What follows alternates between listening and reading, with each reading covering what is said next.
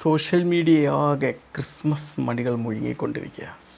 Christmas സന്ദേശങ്ങളിങ്ങനെ എല്ലായിടത്തും പടർന്ന് പന്തലിച്ചുകൊണ്ടിരിക്കുക. എവിടെയും വെളിച്ചങ്ങൾ, ഹൃദയത്തിലും നമ്മുടെ അന്തരീക്ഷത്തിലും. ഇന്ന് നമുക്ക് ഒരു കാര്യം സംസാരിക്കാം. ബില്യൺ കണക്കിന് ആൾക്കാർ സ്നേഹിച്ച, രണ്ട് മഹത്തായ വിശ്വാസങ്ങൾ ആദരിച്ച, മനുഷ്യകുലത്തിനുള്ള ദൈവിക സമ്മാനം യേശു ക്രിസ്തു, പിന്നെ ഈസാ നബി. രണ്ട് വിശ്വാസത്തിലും ഒരുപക്ഷെ കഥകൾ വ്യത്യസ്തമായിരിക്കാം. പക്ഷേ യേശു നമ്മുടെ മുമ്പിൽ സമർപ്പിക്കുന്ന, ഇവിടെ ബാക്കിയാക്കുന്ന ജീവിത സന്ദേശങ്ങൾ, നാം പകർത്തേണ്ട സന്ദേശങ്ങൾ ഒന്നാണ് എന്നുള്ളതാണ് ഏറ്റവും വലിയൊരു സത്യം. ക്രിസ്തീയ വിശ്വാസപ്രകാരം യേശു ക്രിസ്തു ഒരു ദൈവപുത്രനാണ്, രക്ഷകനാണ്.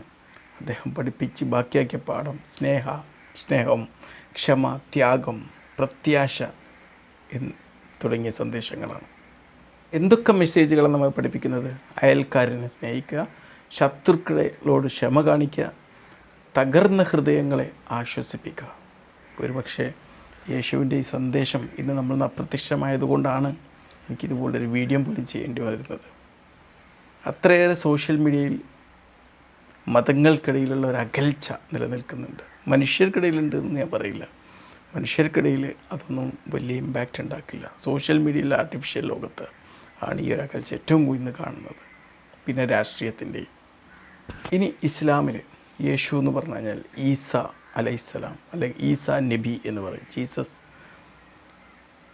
ദൈവത്തിൻ്റെ ഒരു മഹത്തായ പ്രവാചകന്മാരിൽ ഒരാൾ. കണക്കിന് പ്രവാചകന്മാരാണ്. അതിൽ ആദ്യത്തെ പ്രവാചകനായി കാണുന്നത് ആദം നബിയാണ്. അവസാനത്തെ പ്രവാചകനായി കാണുന്നത് മുഹമ്മദ് നബിയാണ്.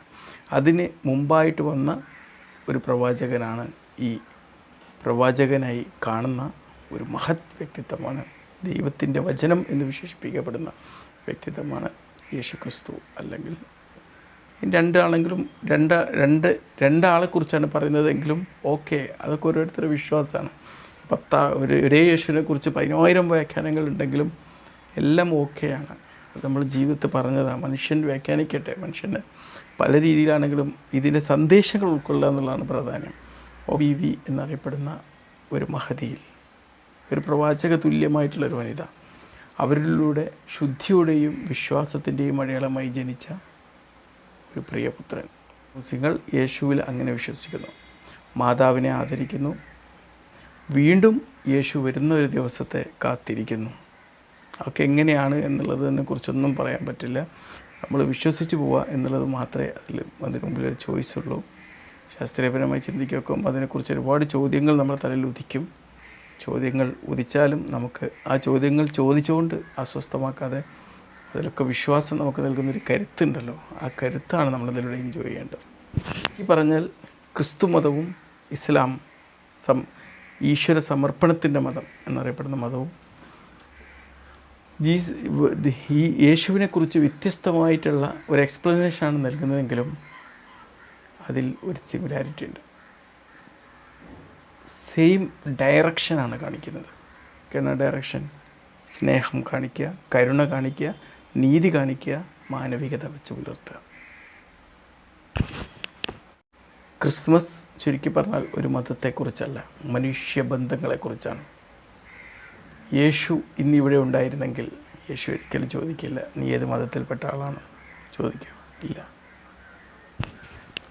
യേശു ചോദിക്കുന്ന കുറച്ച് ചോദ്യങ്ങളുണ്ട്. നീ കരുണയുള്ളവനാണോ? നീ നീതിയുള്ളവനാണോ? നീ ഒരു മനുഷ്യനാണോ? അതാണ് എല്ലാ പ്രവാചകന്മാരും ചോദിച്ചത്. ഏതെങ്കിലും മതത്തിൻ്റെ പേര് പറഞ്ഞുകൊണ്ട് ഏതെങ്കിലും പ്രവാചകന്മാർ ഉത്ബോധനം നടത്തിയിട്ടുണ്ടോ? പറഞ്ഞിട്ടുണ്ടോ? ഒരേ മതത്തിൻ്റെ ദൈവമാണെന്ന് പറഞ്ഞ ഏതൊക്കെ ദൈവത്തെ പരിചയപ്പെടുത്തിയിട്ടുണ്ടോ? ഇല്ല. എല്ലാവരും ഒന്ന് തന്നെ പരിചയപ്പെടുത്തിയത്. എല്ലാവരും നൽകിയ സന്ദേശവും സെയിമാണ്. എന്നാൽ ഈ ഒരു ക്രിസ്മസ് ദിനത്തിൽ നമുക്ക് ആഘോഷിക്കാം. നമ്മളെ വ്യതിചലിപ്പിക്കുന്ന കാര്യങ്ങളല്ല, നമ്മളെ യുണൈറ്റ് ചെയ്യുന്ന കാര്യം.